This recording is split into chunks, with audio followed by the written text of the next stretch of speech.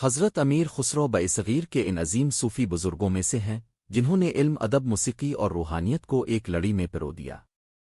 اب صرف ایک شاعر نہیں تھے بلکہ ولا کامل عاشق رسول اور مرن خاص حضرت خواجہ نظام الدین اولاق تھے۔ اب کی شاعری اور زندگی دونوں میں عشق الہی کی خوشبو بستی ہے۔ حضرت امیر خسرو کی پیدائش 651 میں ہندوستان کے شہر پٹیلی، اتر پردیش میں ہوئی۔ اب کے والد ترک النسل تھے اور والدہ ہندوستانی تھیں۔ بچپن ہی سے اب میں غیر معمولی ذہانت پائی جاتی تھی۔ کم عمری میں ہی شاعری کرنے لگے اور جلد ہی اب کا شمار ہندوستان کے عظیم شعراء میں ہونے لگا۔ لیکن اصل انقلاب اس وقت آیا جب اب حضرت خواجہ نظام الدین اولاق کے دربار میں حاضر ہوئے۔ پہلی ہی نظر میں آپ کا دل اپنے مرشد سے جڑ گیا۔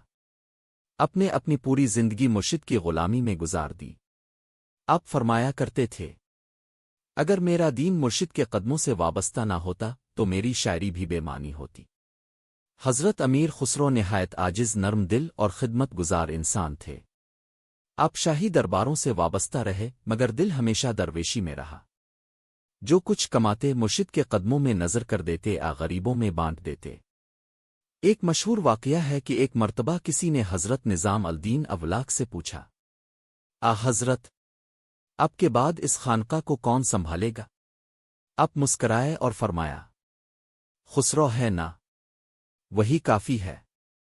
یہ الفاظ سن کر حضرت امیر خسرو پر ایسی کیفیت طاری ہوئی کہ روتے ہوئے سجدے میں گر گئے۔ آپ کے لیے سب سے بڑی دولت مرشد کی رضا تھی۔ حضرت امیر خسرو نے فارسی، ہندی اور برج بھاشا میں بے مثال شاعری کی۔ آپ کو ہندوستانی قوالی اور کلاسیکی موسیقی کا بانی بھی کہا جاتا ہے۔ آج جو قوالی سنی جاتی ہے اس کی بنیاد حضرت امیر خسرو نے رکھی۔ آپ کا ہر کلام اللہ اور رسول کی محبت سے لبریز ہے۔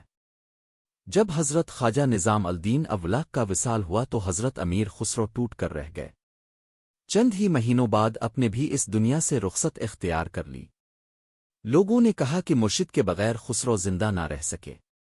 آپ کا مزار دہلی میں اپنے مرشد کے قدموں میں واقع ہے، جو آج بھی عاشقوں کا مرکز ہے۔